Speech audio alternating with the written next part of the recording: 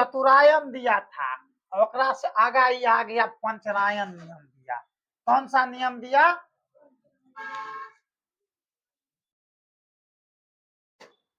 ज्ञान प्राप्ति के बाद महावीर स्वामी ने पंचरायन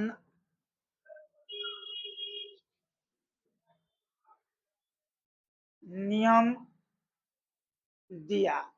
ये पंचरायन नियम वही था, 4 गो तो एकदम उसका हूबहू कॉपी कर लिया था। किसका? इससे जो पहले तीर्थंकर थे 23 में पार्श्वनाथ, उसी उसी नियम में, उसी चतुरायन धर्म नियम में एक नियम और जोड़ दिया।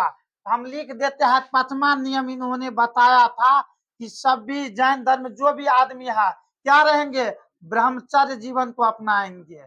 किसको करेंगे? ब्रह्मचर्य जीवन।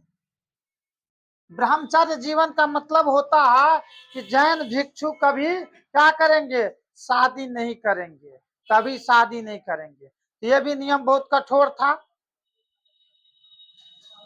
इसके बाद ज्ञान प्राप्ति के बाद इन्होंने जो है ना त्रिरत्न नियम दिया था।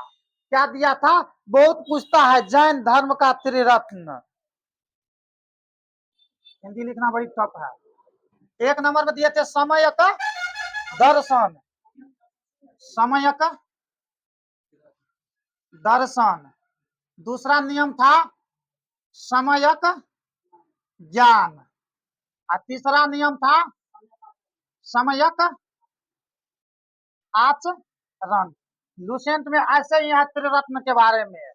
बौद्ध धर्म का भी त्रिरत्न था, बुद्ध धम्म संघ, बुद्ध धम्म संघ। लेकिन ये क्या है? ये जैन धर्म का त्रिरत्न है। एगो क्वेश्चन पूछता है कि किस धर्म से त्रिरत्न संबंध है, तो वहां बुद्ध नहीं मार देना, वहां जैन मारना। क्या मारना है?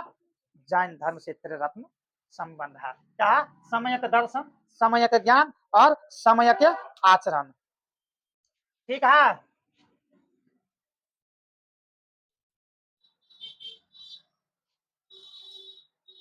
बहुत बार पूछा जाता है कि त्रिरत्न किससे संबंध है, क्या लगाओगे? ऑप्शन में जैन और बौद्ध रहेगा। भगवान आप बोलिए। जैन धर्म। बौद्ध नहीं लगाना है, एकदम जैन लगाना है। एसएससी भी इसको मान चुका है, रेलवे भी मान चुका है, और बीपीएससी एग्जाम भी मान चुका है। जबकि आपके किताब में दोनों मिलेगा।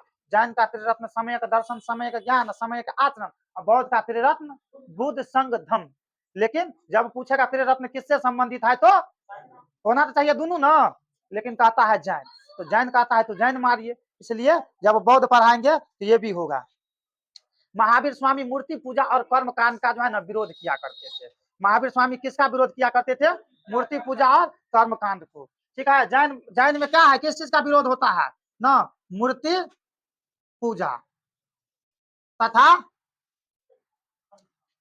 कर्म कांड का, मूर्ति पूजा तथा कर्म कांड का विरोध।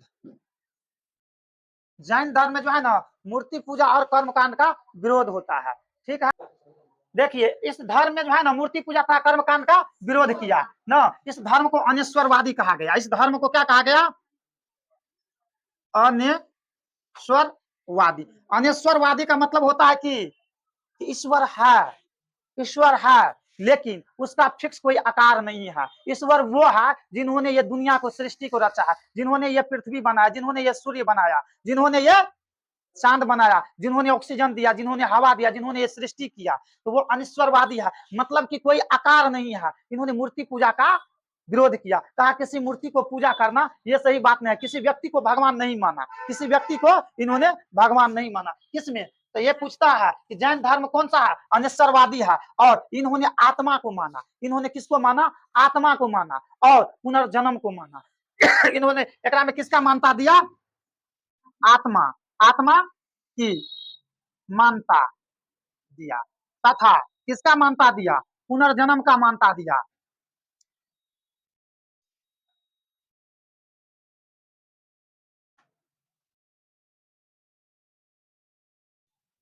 पुनर्जन्म का मानता दिया। इन्होंने कहा कि मनुष्य का पुनर्जन्म क्यों होता है? मनुष्य का पुनर्जन्म इसलिए होता है कि ये मनुष्य सुख को प्राप्त करता है। क्या करता है? सुख को प्राप्त करता है। इसलिए यह आत्मा चाहता है कि हम फिर से जन्म लें और फिर से इस सुख को प्राप्त करें। और आत्मा को इतना ना तकलीफ दो, इस जन्म में इतना ना तकलीफ दो कि आत्मा नहीं चाहेगा कि हम फिर से पुनर्जन्म हो। इस प्रकार क्या होगा? मुक्ति मिलेगा। क्या पर मिलेगा? मुक्ति मिलेगा। मुक्ति का मतलब था कि इस आत्मा को कभी फिर दोबारा पुनर्जन्म नहीं होना चाहिए। इस धर्म के लोग को क्या कहना था? अगर फिर से पुनर्जन्म लोगे तो फिर मोह माया में फंसोगे, फिर कष्ट होगा, फिर दुख होगा। इतना दुख उठाने से अच्छा है इस आत्मा को इतना ना दुख दो ना, इतना ना इस आत्मा को दुख दो ना कि आत्मा पुनर्जन्म न लेगा।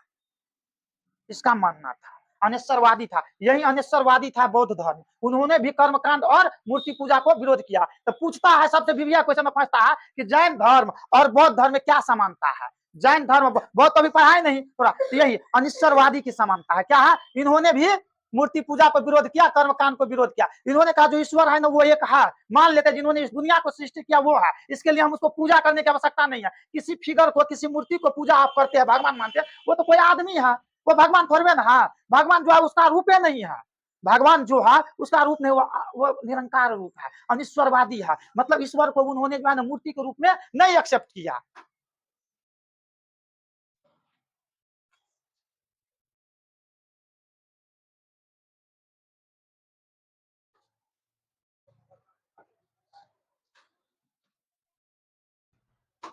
पुनर्जन्म को माना। इन्होंने कहा कि आत्मा को सताओ। क्या कहा? आत्मा को क्या करना है? सताओ। सताओ। आत्मा को सताने से क्या होगा? पुनर्जन्म नहीं होगा। पुनर्जन्म क्या होगा? नहीं होगा। अतः क्या होगा? मोक्ष की प्राप्ति होगा। मोक्ष की प्राप्ति होगा। मोक्ष की प्राप्ति मतलब क्या? उद्धार हो जाएगा, पूरा सांसारिक दुख से एकदम छुटकारा पड़ जाएगा। अब नहीं कोनो जन्म में पैदा होंगे, नहीं संसारी मोह माया में दुख में करेंगे। तो मोक्ष की प्राप्ति कैसा होगा? जब आत्मा को सताएंगे पुनर्जन्म नहीं होगा। ठीक है? पुनर्जन्म होगा तो फिर मोक्ष का प्राप्ति कहाँ हुआ? उद्धार कहाँ हुआ? इस जन्म से उस जन्म में चल के तो उद्धार तो हुआ नहीं। तो उद्धार इसलिए इन्होंने जो है ना अपने आप को इतना कष्ट देते थे। ये लोग जैन धर्म वाले सब अपने आत्मा आत्मा का कैसा त्याग करते थे। एक राजा हुआ था चंद्रगुप्त मौर्य, आगे पढ़ाएंगे। उन्होंने न बिना अन्न जल खाए अपने आप को क्या किया था? प्राण त्याग दिया था। ठीक है? इसके बाद जो है ना महावीर स्वामी का जो है मृत्यु होता है 72 वर्ष की अवस्था में। कहाँ कब होता है? 468 BC में, पावापुरी में। अब इसका मृत्यु देख लेते हैं। इतना काम कर लेते हैं ना, तो अब मृत्यु जो हुआ ना किसका? महावीर स्वामी का मृत्यु होता है कितना ईस्वी में? 468 BC, मतलब 468 बीसा पूर्व में महावीर स्वामी का क्या हो जाता है? मृत्यु हो जाता है। कहाँ हुआ? किस स्थान? पूछता है कि महावीर स्वामी का मृत्यु कहाँ हुआ था। तो ये बात हम बताते हैं कि महावीर स्वामी ने अपना अंतिम उपदेश कहाँ दिया था? अपना सॉरी अपना अंतिम उपदेश पावापुरी में, और अपना प्रथम उपदेश राजगीर में। जहां अपना अंतिम उपदेश दिए थे वही इसका मृत्यु हो गया। तो क्या लिखेंगे? पावापुरी। पावापुरी में हुआ था महावीर स्वामी का मृत्यु 468 ईसा पूर्व में, और पावापुरी में हुआ था। कितने वर्ष के अवस्था में? तो अवस्था कितना हो गया था? 72 वर्ष के अवस्था में। कितने वर्ष के? 72 वर्ष के जन्म हुआ था। कितने में? 540 BC में, और मर गया 468 में। घटाइए 72 वर्ष निकल के आ जाएगा। ठीक है? तो अब यहाँ तक बात समझ गए। महावीर स्वामी का बहुत बार पूछता है कि मृत्यु कब हुआ, जन्म कब हुआ, मृत्यु कहाँ हुआ। क्या बोले? पहला उपदेश राजगीर में दिया, अंतिम उपदेश पावापुरी में दिया। अंतिम उपदेश कहाँ दिया? पावापुरी में दिया। पहला उपदेश राजगीर में दिया। जन्म 540 ईसा पूर्व में हुआ था। मर गया कितना? 468 ईसा पूर्व में। कितने वर्ष की अवस्था में? तो 72 वर्ष के अवस्था में। जब मरा न, तो जैन धर्म में मृत्यु को कहा जाता है निर्माण। मृत्यु को क्या कहा जाता है? निर्माण। मृत्यु को कहा जाता है निर्माण न। मृत्यु, मृत्यु को क्या कहा जाता है? निर्माण। एक निर्माण हुआ। तथा ये जैन भिक्षुनी मरता है तब निर्माण। अब महावीर जो मरा ना, तो महावीर का मृत्यु क्या हुआ? महापरिनिर्माण न। महापरि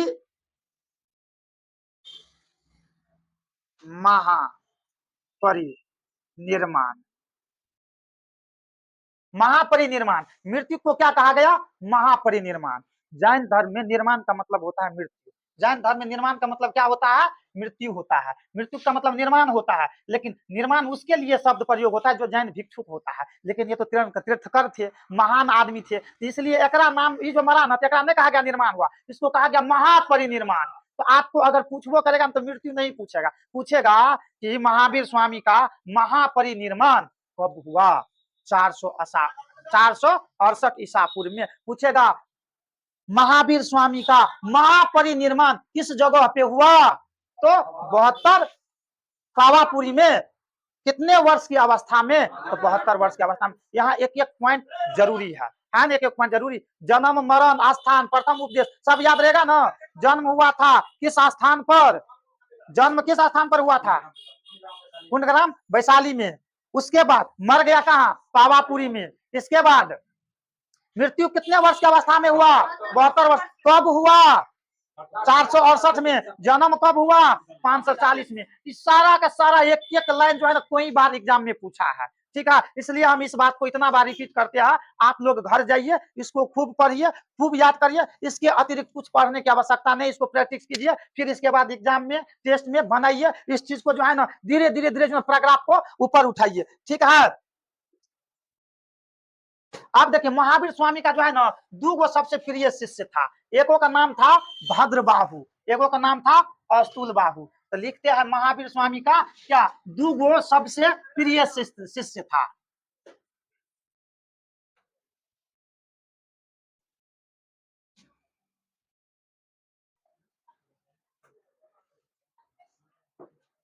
जैन धर्म में जो है ना, शिष्य को शिष्य नहीं बोला जाता है, शिष्य को अनुयायी बोला जाता है। जैन धर्म में शिष्य को क्या बोला जाता है? अनुयायी।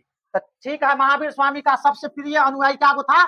लिखिए, महावीर स्वामी के दो प्रिय अनुयायी। दो प्रिय अनुयायी कौन कौन थे? एक नंबर में था कौन? भद्रबाहु। कौन था?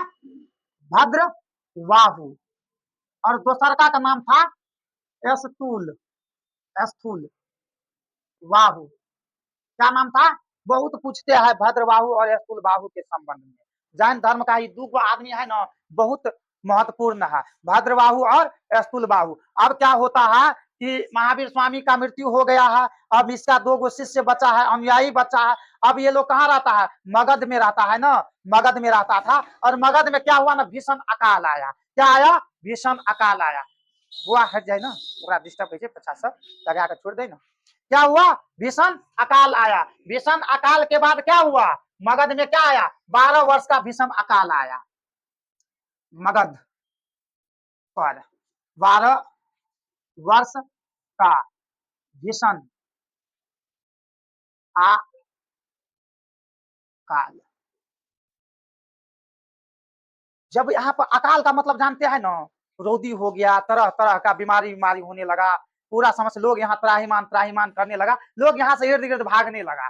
तो यहाँ जब 12 वर्ष का भीषण अकाल आया ना, तो इसमें से जो है ना भद्रबाहु क्या किया? मगध से जाने का निश्चय लिया, कहा कि यहाँ से कहीं दूर चल जाते हैं, जब यहाँ सब कुछ ठीक हो जाएगा ना तब हम आएंगे। ये ठीक हुआ 12 वर्ष बाद। यहाँ से अब यह क्या करेगा? अपने अनुयायी को साथ में लेगा और यहाँ से रवाना हो जाएगा। ये जाएगा किधर? एकदम दक्षिण भारत चल जाएगा। दक्षिण भारत में कर्नाटक जाएगा। कर्नाटक का एक बहुत फेमस शहर है, नाम है मैसूर। मैसूर चल जाएगा। ठीक है, मैसूर में एक जगह है सरवन बेलगोला, उस जगह पर ये लोग अपना रहेगा।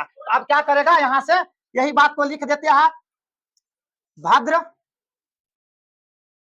भद्रबाहु अपने अनुयायी को साथ लेकर कहा चल गए? दक्षिण भारत चल गए। कहा? दक्षिण भारत, कर्नाटक के मैसूर चले गए। ठीक है, पूछता है जब अकाल आया तो भद्रबाहु कहाँ चल गया? अपने अनुयायी को साथ में लिया और कहाँ चल गया? दक्षिण भारत। दक्षिण भारत में कहा? कर्नाटक। कर्नाटक कहाँ? मैसूर चल गया। इसके साथ एक फेमस राजा गया था। इसके साथ कौन गया?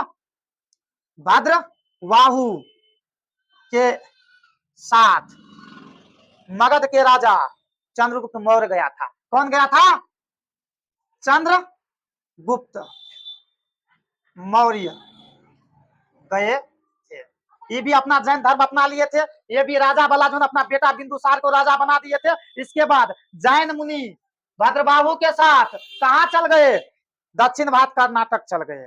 कर्नाटक के मैसूर में सरवन बेलगोला में ये क्या किया? वहां गए और तपस्या किया। क्या किया? तपस्या किया। और ये इसके बारे में पूछता है चंद्रगुप्त मौर्य ने वहां पर सरवन बेलगोला में, मैसूर के सरवन बेलगोला में बिना अन्न जल खाए अपना शरीर का त्याग किया। अगर हम मौर्य धर्म पढ़ाएंगे, चंद्रगुप्त मौर्य के बारे में पढ़ाएंगे तो आपको लगेगा इस दुनिया में कोई भी वीर हुआ ना तो ये चंद्रगुप्त भी हुआ है। पूरे इतिहास में कोई हुआ है ना तो इसका तोड़ नहीं है। इसके बाद फिर कोई हुआ ना, इसी का पोता आया था, अशोक हुआ था। तो बहुत जल्दी हम धीरे धीरे इतिहास की तरफ बढ़ रहे हैं। पहले धर्म मेरे को पढ़ा लेते हैं, जैन धर्म, बौद्ध धर्म, कुछ एक दो धर्म और है। फिर हम लोग फिर मगध के राजवंश से स्टार्ट करेंगे। उसमें सबसे पहले बिंदु क्या कहते हैं, हर्यक वंश पढ़ाएंगे। हर्यक वंश के बाद जो है ना शुंग वंश पढ़ाएंगे। इसके बाद जो है ना तीसरा चौथा नंबर पे ये वंश मौर्य वंश आएगा। ठीक है। इसके बाद भद्रबाहु के साथ क्या कहाँ चल गए? कर्नाटक चल गए। वहां पर जो है ना सरवन बेल, मैसूर में एक जगह है सरवन बेलगोला। सरवन बेलगोला में ये क्या किया? कठोर तपस्या, उपवास से अपना प्राण को क्या किया? त्याग किया। क्या क्या? चंद्रगुप्त मौर्य, लिख लीजिए। मैसूर के श्रवण बेल गोला में चंद्रगुप्त ने क्या किया? बिना अन्न जल ग्रहण, बिना अन्य जल ग्रहण किए क्या किया? प्राण का त्याग किया। नियम था बौद्ध धर्म में कि आपको अगर मरना है ना तो आप कुछ खाइए पिए नहीं, बैठल रहिए, अपन मन में चिंतन करते रहिए, इस आत्मा को सताते रहिए। इसको जितना सताओगे ना तब ये मरिएगा, तो फिर दोबारा ये आत्मा पुनर्जन्म नहीं लेगा और आपको मुक्ति मिल जाएगा पूर्ण रूप से। आपको क्या प्राप्ति होगा? आपको मोक्ष की प्राप्ति होगा, मोक्ष की। ठीक है। चंद्रगुप्त इसके भद्रबाहु के साथ गया था। इसके साथ यही राजा गया था चंद्रगुप्त। इसके साथ बहुत सारा अनुयायी गया था। जैन भिक्षु गया था, जिसको जैन भिक्षु को क्या कहता? अनुयायी, समर्थक गया था। इसका जो समर्थक था, यहाँ जो है ना दो था ना, इसका अपने समर्थक होगा, इसका अपने समर्थक, इसका समर्थक यही रुक गया। अब लिख देते हैं 2 नंबर में, ये तो वहां चल गया। अब लिख देते थोड़ा स्थूल बाहु के बारे में बात कर लेते हैं। लिखिए स्थूल बाहु, स्थूल बाहु, भद्रबाहु, और क्या था? स्थूल बाहु। स्थूल बाहु जो है ना अपने अनुयायियों के साथ मगध में रहा। ठीक है, मगध में ही रह गया। वो तो चल गया, ये यही रह गया। और ओकरा जाने के बाद पूरा जैन धर्म किसको संभालना था? इसी स्थूल बाहु को। किसको संभालना था?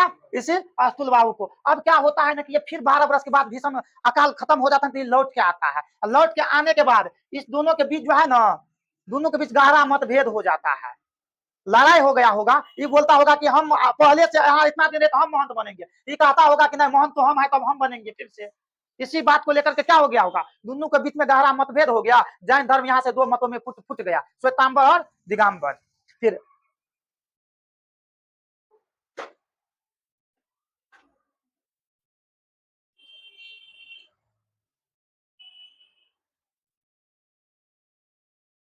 पूछता है एगो चीज और, संलेखना विधि से प्राण त्याग किया किसने?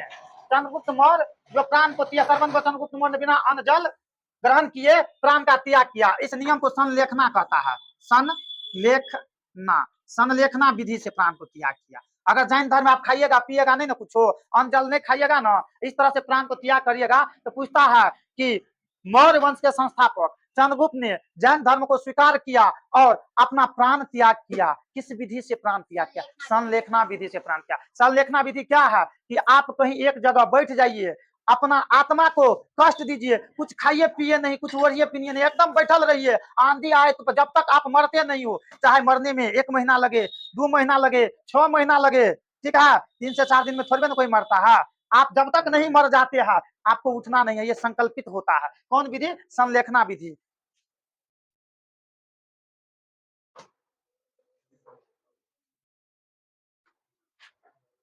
अब जब अकाल खत्म हुआ ना, आप लोग चले जाइए। जब अकाल खत्म हुआ, ठीक है, अब लिखिए, मगध पर अकाल खत्म होने के बाद भद्रबाहु क्या हुआ? भद्रबाहु मगध लौट गया। भद्रबाहु कहाँ लौटा? मगध लौट आया। अब मगध लौट आया तो दोनों के बीच क्या हो गया? विवाद हो गया। किसके किसके बीच विवाद हुआ? भद्रबाहु और स्थलबाहु के बीच मतभेद हो गया।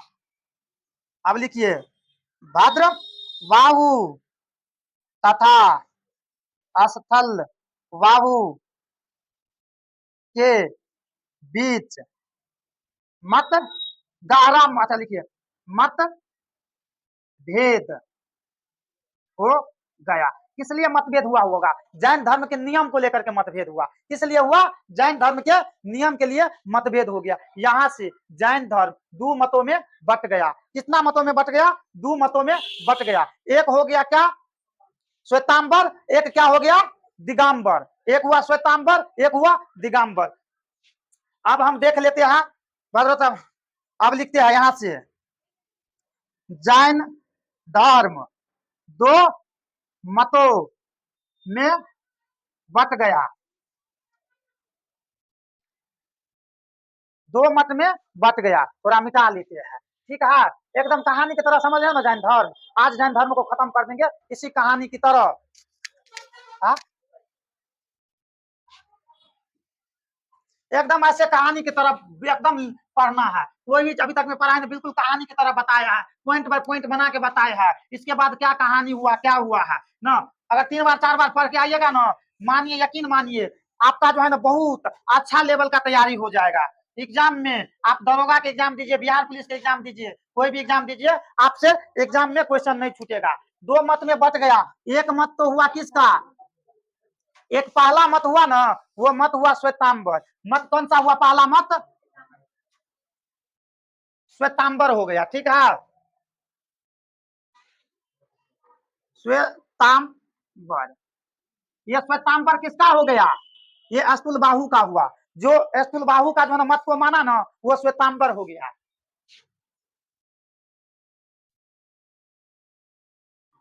स्थूलबाहु का जो मानने वाला अनुयायी क्या हो गया? श्वेतांबर। इन्होंने श्वेत वस्त्र को धारण किया। इन्होंने क्या किया?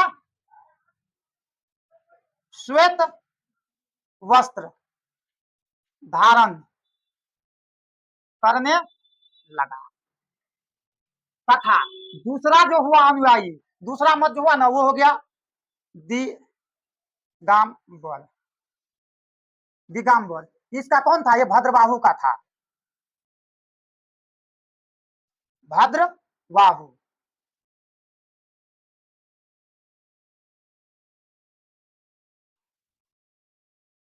जो भद्रबाहु को बात माना जो अनुयायी, वो दिगंबर कहलाया। इसका नियम अलग था। इसका नियम क्या था? इन्होंने जो है ना नी वस्त्र रहने लगा, ठीक है। इन्होंने विभूति लगा करके निवस्त्र रहने लगा, ठीक है। निवस्त्र रहने लगा तो ये कौन सा अनुयायी हो गया? जैन धर्म के दिगंबर अनुयायी। इसका कौन था? भद्रबाहु। और जो इसका मत को माना, स्थलबाहु को मत को माना, ये श्वेतांबर कहलाया। ये जो है ना सफेद रंग का वस्त्र धारण किया। इसके बाद जो है ना, ये बात हो गया। तो इसके बाद जो है ना जैन धर्म के विस्तृत प्रचार के लिए ना दो महत्वपूर्ण जैन संगीतियां हुई है। जैन संगीतियां कितनी? बौद्ध संगीतियां 4 हुआ, जैन 2 हुआ है। तो लिखिए, जैन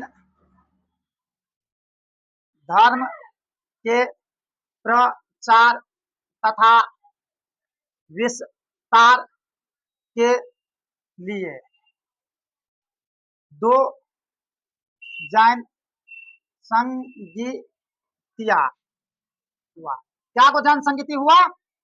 दो हुआ। संगीति मतलब क्या होता है? सारे दुनिया के जैन धर्म के लोग एक जगह आएंगे, जैन धर्म के बारे में अच्छे अच्छे बात बताएंगे, जैन धर्म को कैसे आगे ले जाना है, इस धर्म में कैसे और लोग जुड़ेगा, उस पर विचार होगा।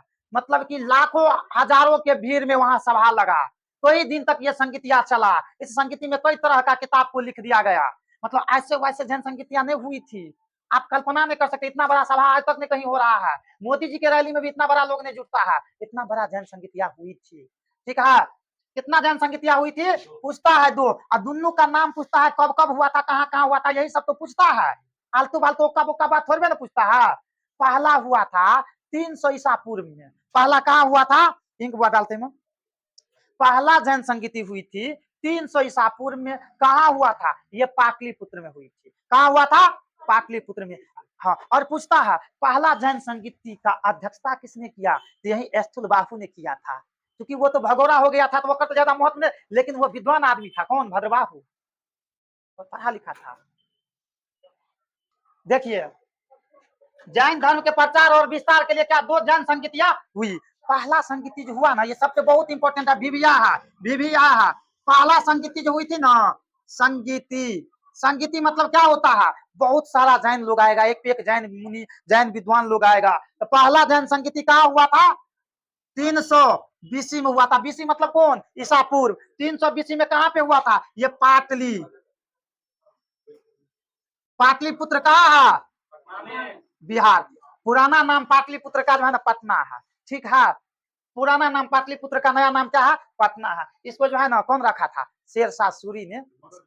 हाँ हाँ, मगध एक राज था, उस राज का राजधानी था पाटलिपुत्र। ठीक है, जब इसके बाद हम ये जनपद नहीं बता रहे थे, ये लोग को पता होगा कि मगध क्या है। जब ऋग्वैदिक काल अंत हुआ तो लोग पहले रहते थे छोटा कस्बा में, तो उसको जन कहा गया। जब बहुत विस्तार हो गया ना, तो वो जनपद हो गया। अब बहुत बड़ा विस्तार हो गया, नगर महाजन। उस महाजनपद में भारतवर्ष में 16 महाजनपद हुए। उन 16 महाजनपद में सबसे महत्वपूर्ण, समृद्ध, शक्तिशाली मगध महाजनपद हुआ। और यही मगध महाजनपद आगे चलकर सभी महाजनपद पे क्या कर लिया, अपना अधिकार प्राप्त कर लिया। ठीक है, इसके बाद जो है ना बहुत बार पूछता है कि पहला जैन संगीति कब हुआ था, भूलना नहीं। पहला जैन संगीति 300 ईसा पूर्व में, कहां पर, स्थान बहुत पूछता है, पाटलिपुत्र। एकर बाद इसका अध्यक्षता कौन किया था, अध्यक्ष पूछता है, अध्यक्ष, अध्यक्ष अब ये बताए कौन किया था, स्थूल बाहु।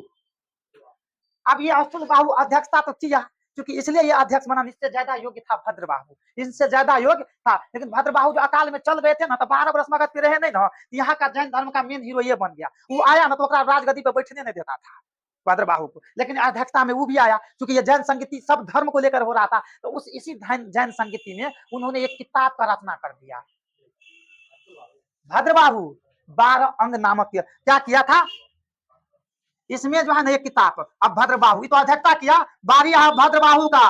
भद्रबाहु, भद्रबाहु ने इसी संगीति में, संगीति में 12 अंग नामक क्या किया, पुस्तक की रचना किया।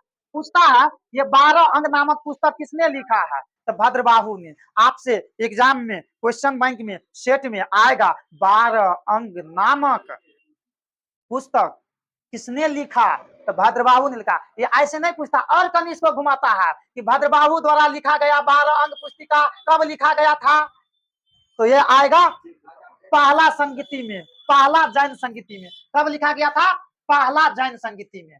पहला जैन, जैन तो है यहाँ, वन के जगह इसको लिखो पहला, पहला जैन संगीति में लिखा गया। टोटल तो दिए को जैन संगीति हुआ। एक बाद दूसरा जैन संगीति हुआ था तो 6ठी शताब्दी में। दूसरा कब हुआ था, 6ठी शताब्दी में। ये 300 ईसा पूर्व, वो 6ठी शताब्दी मतलब 600 ईस्वी में। मतलब दोनों संगीति के बीच कितना गैप है बताइए, 300 ईसा पूर्व और 600 ईस्वी में। तो दोनों के बीच कितना वो साल का गैप है, 600 इधर हुआ, 300 पहले है, तो 900 साल का ना गैप हो गया। फिर 300 कौन हिसाब से कह रहे हैं, एक शताब्दी में कहेंगे तब ना, 600 साल। दूसरा समगति कितने साल के बाद हुआ, 9 साल, 900 साल। दूसरा, दूसरा जैन संगीति गीति कब हुआ? कब? छठी शताब्दी में। कब? छठी शताब्दी में। छठी शताब्दी मतलब 500 कुछ ईस्वी में हुआ होगा, 550 ईस्वी में हुआ होगा। तो अभी कौन शताब्दी चल रहा है? 21वीं शताब्दी। 2000 ईस्वी है ना, तो ये 2000 तो खत्म हो गया। अब हम लोग 21 की तरफ जा रहे हैं ना, तो इसको 21वीं शताब्दी बोलेंगे। छठी शताब्दी का समय कहाँ से कहाँ होगा? 601 ईस्वी से लेकर के 699 तक ईस्वी को 100 साल को एक शताब्दी बोला जाता है। ठीक है, इसका मतलब 500 और 600 के बीच में हुआ होगा छठी शताब्दी। 501 ईस्वी से लेकर के 599 ईस्वी तक को क्या बोलेंगे? छठी शताब्दी। अब यहाँ एग्जैक्ट किस ईस्वी में हुआ है ये नहीं दिया है, पूछता है छठी शताब्दी में। आपसे पूछेगा, ऑप्शन रहेगा छठी शताब्दी, 5वीं शताब्दी, चौथी शताब्दी, तीसरी शताब्दी। तो क्या आंसर मारना है? छठी शताब्दी। और पूछेगा ये कहाँ हुआ था? कहाँ हुआ था? वल्लभी में हुआ था। ये वल्लभी कहाँ है? गुजरात में है। लिखिए ये कहाँ हुआ था? वल्लभी। वल्लभी वल्लभी कहाँ है? गुजरात। दोस्त, पहला हुआ बिहार में, बिहार के पाटलिपुत्र में, और दूसरा हुआ गुजरात के वल्लभी में। ये क्वेश्चन सब अगर आपको सच में अगर सही से कॉन्सेप्ट रहेगा ना, तो एग्जाम में यही सब पूछता है, जैन धर्म से उठाता है। इन बातों से ज्यादा नहीं जा सकता है।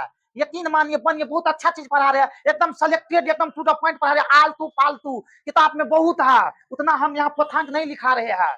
और एक बात बता रहे हैं, क्वथांक नहीं लिखा रहे तो इसका मतलब क्वेश्चन को छोड़ नहीं रहे हैं। सेट बनाइए, प्रैक्टिस कीजिए, आपको क्वेश्चन नहीं लड़ेगा तब आके कहिए। मेन यही है, जनरल कंपटीशन में पढ़ने से ज्यादा किसको छोड़ना है, पढ़ने से ज्यादा किसको छोड़ना है। ठीक है, तो दूसरा जैन संगति कब हुआ था? वल्लभी, गुजरात में हुआ था। इसका अध्यक्ष के बारे में पूछेगा। इसका अध्यक्ष हुआ था देवाधीश क्षमा शर्मा। नाम क्या था अध्यक्ष का? अध्यक्ष था कौन? दूसरा जैन संगति का अध्यक्ष नाम था देवाधी क्षमा श्रवण। क्या नाम था? क्षमा अब श्रवण। इसका पूरा नाम क्या था? देवाधी समा अति क्षमा श्रवण। इसमें भी एक जैन मुनियों द्वारा ने किताब लिखा गया। वो कहा कि उस समय विद्वान हुआ करता था भद्र बाबू। आज से मतलब उस मीटिंग में जो बात हुआ होता होगा, आज से 900 साल पहले जो पहला जैन संगीत हुआ था, उसमें 12 अंग नामक किताब लिखाया। इसमें 12 उपांग लिखो, तो कोई एक आदमी से यहाँ संभव नहीं हुआ, इसलिए यहाँ नाम नहीं है। इसमें जो किताब की रचना हुआ उसका नाम है 12 उपांग। ये 12 उपांग कौन लिखा? कोई एक आदमी नहीं लिखा, ये जैन मुनियों के द्वारा लिखा गया। ठीक है, तो इसमें रचना किस चीज का हुआ? रचना 12 अंग वहां हुआ था, यहाँ हुआ 12 उपांग। 12 उपांग नामक किस चीज पुस्तक का रचना हुआ। रचना किसने किया? तो जैन अनुयायी ने।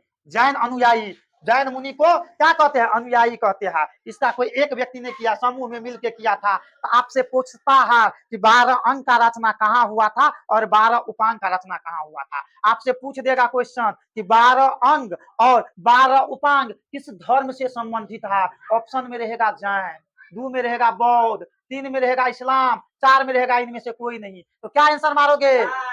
जैन। और अंदर घुसेगा तो पूछेगा कि 12 उपांग का रचना कहाँ किया गया था, किस संगीति में? जैन के प्रथम संगीति, जैन के द्वितीय संगीति, दे देगा जैन के तृतीय संगीति जो हुआ ही नहीं। तो कहाँ मारना है? जैन के द्वितीय संगीति। इन बातों को पूरा कॉन्सेप्ट तरीका से दिमाग में क्या करना है? सेट कर लेना है। पहला संगीति, दूसरा संगीति, क्या सब हुआ था, ये बात को पूरा समझ गए। अब देखिए, इसको मिटा देते हैं, थोड़ा रह जाते, जैन धर्म को लिपटा देते हैं, रह जाते। थोड़ा देर और पढ़ लीजिए, दूर जाने वाला आदमी तो चलिए गया। जैन को आज खत्म ही कर देंगे ना, 10 मिनट रुकिएगा तो खत्म कर देंगे। फिर ये रहेगा कि चलो हम जैन पढ़ा दिए, बौद्ध अब जो अगला सोमवार को शुरू करेंगे तो बौद्ध करेंगे, कल से क्या करेंगे? पॉलिटिकल साइंस करेंगे। ठीक है, ये जो क्वेश्चन लिखा रहा है ना, सच में एकदम मक्खन और खुआ है। इस क्वेश्चन का तैयारी कर लीजिएगा, नहीं करके एग्जाम में एक भी क्वेश्चन नहीं पूछेगा, छूटेगा। भले सेट में आपको बकवास क्वेश्चन देगा, लेकिन एग्जाम हॉल में सब यही क्वेश्चन सब उठाता है। इससे ज्यादा नहीं, जो एग्जाम दिए होंगे ना, अगर याद होगा तो आपको लगता होगा कि नहीं यही सब सबटा रहता है। अंग उपांग जैन, पहला संगीति, दूसरा संगीति, अध्यक्ष, ये सब रहता है ना। और पूछेगा आपको 24 तीर्थ में पहला का कौन था, दूसरा कौन था, तीसरा कौन था, चौथा नहीं पूछता है। 22वां कौन था, 23वां कौन था, 24वां कौन था, पहला का चिन्ह क्या था, दूसरा का चिन्ह, तीसरा का चिन्ह, 22वां 23वां, ये चिन्ह पूछता है, ये क्वेश्चन सब पूछता है। यानी तो महावीर स्वामी के बारे में पूरा खानदान का नाम पूछता है, यही सब पूछता है, और कुछ नहीं जैन धर्म में पूछता है। ठीक है, इसके बाद जैन साहित्य को आगम कहा जाता है। क्या लिखना है? जैन साहित्य को क्या कहा जाता है? आगम। इन लोग का भाषा जो था ना प्राकृत था, प्राकृत भाषा था ना, आगम। अपना कहते हैं जैन साहित्य मतलब जैन किताब, सब अपना कहते हैं किताब, वो लोग उसको आगम कहते थे। जैन साहित्य मतलब अपना कहते हैं किताब है, साहित्य, ये लोग किसको क्या कहते थे? जैन ग्रंथ को आगम कहते थे। ठीक है, जैन साहित्य को क्या कहते थे? आगम कहते थे।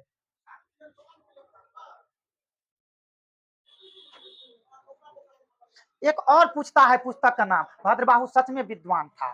भद्रबाहु क्या था?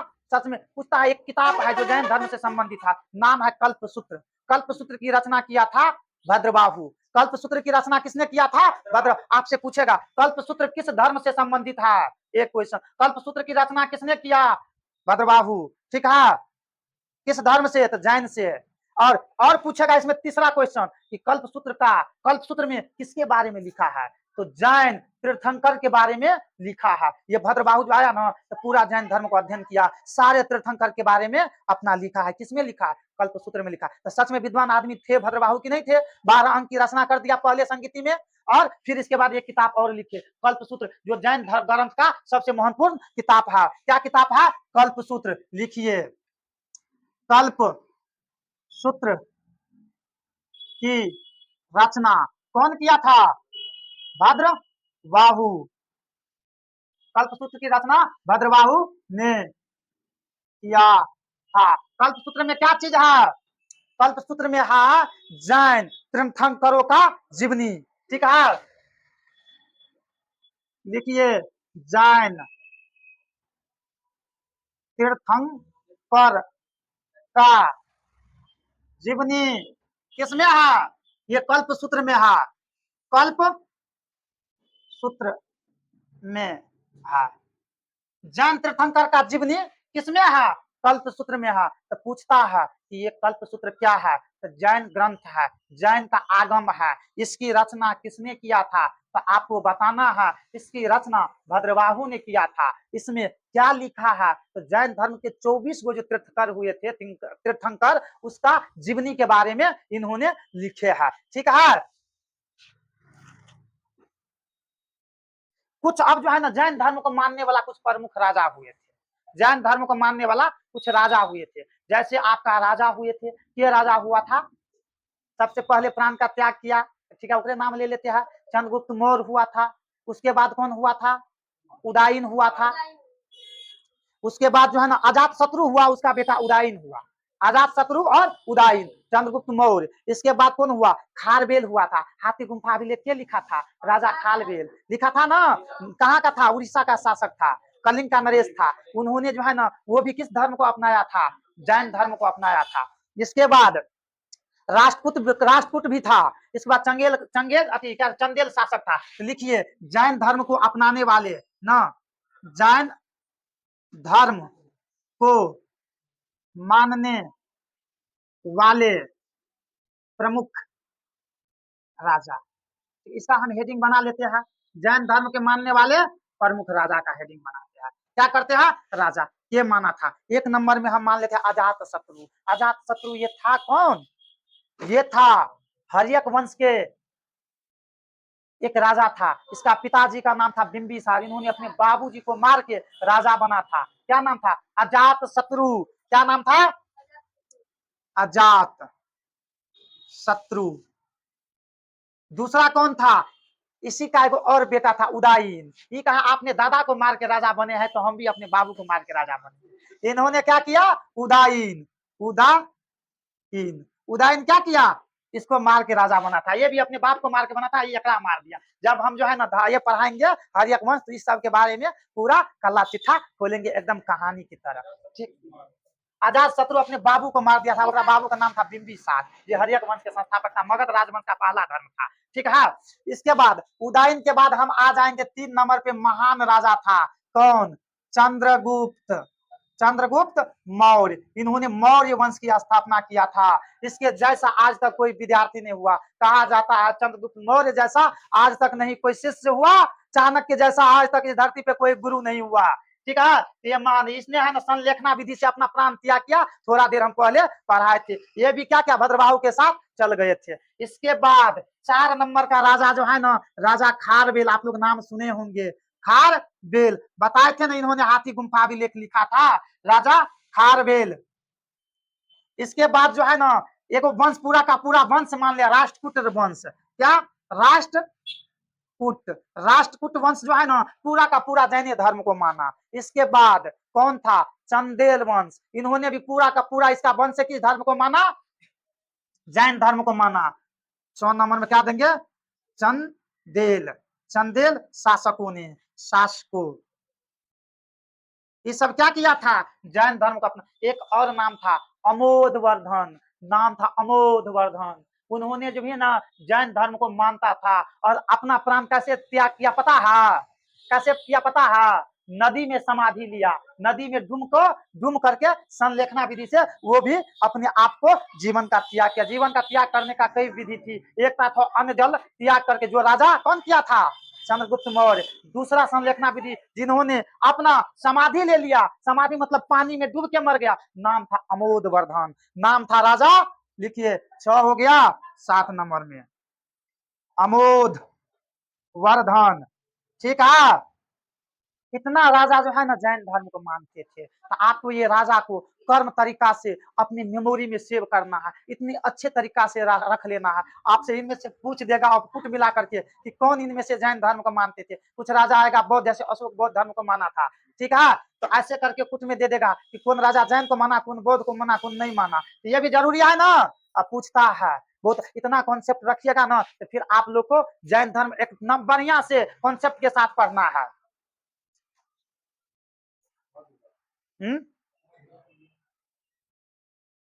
एगो अपना अथी में, बिहार में एगो प्रसिद्ध जैन मंदिर है। मंदिर का नाम है जल मंदिर। प्रसिद्ध जैन मंदिर या जल मंदिर। तो इसमें लिखते हैं, अब राजा हो गया ना, प्रसिद्ध जैन धर्म के कौन? जल मंदिर। ये जो है ना, पावापुरी में है। कहाँ पे रहा है प्रसिद्ध जल मंदिर? पूछेगा ये जल मंदिर किस धर्म से संबंधित है, तो किस धर्म से संबंधित है?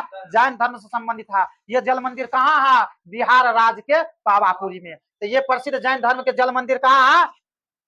पावापुरी। एगो बात मानिए कि पावापुरी में अभी तक में एगो जो है ना, जैन धर्म का जो है ना अंतिम उपदेश जो है ना, महावीर स्वामी यही पावापुरी में दिए थे। एक बात। दूसरा बात पावापुरी से ये है कि महावीर स्वामी का यहीं पर महापरिनिर्वाण हुआ था। महापरिनिर्वाण के बारे में इस बार नहीं बोलेंगे मृत्यु, शुरू में बोलते तो बोलते क्या बोल रहे हैं ना, तो महापरिनिर्वाण कहाँ हुआ था? पावापुरी में। वहीं पे एक जो है ना प्रसिद्ध जैन धर्म के जल मंदिर है। कौन मंदिर है? जल मंदिर पावापुरी। यह कहाँ पे है? यह बिहार में है, अपने बिहार में है। ठीक है।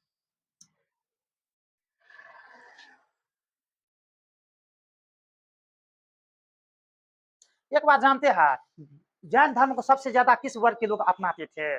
जैन धर्म को सबसे ज्यादा वैश्य वर्ग के लोग अपनाते थे, व्यापारी वर्ग के लोग अपनाते थे, बिजनेसमैन अपनाते थे। जैन धर्म को सबसे ज्यादा किस वर्ग के लोग अपनाते थे? वैश्य। ठीक है, तो लिखिए जैन धर्म को सर्वाधिक व्यय ना पारी, व्यापारी मतलब वैश्य वर्ग के लोग क्या किया? अपनाया। ठीक है। पूछता है जैन धर्म में सबसे ज्यादा किस वर्ग के लोग आया? वैश्य वर्ग के लोग आया ना, सबसे ज्यादा ना। कौन? मतलब व्यापारी वर्ग के लोग अपनाया। ठीक है। इसके बाद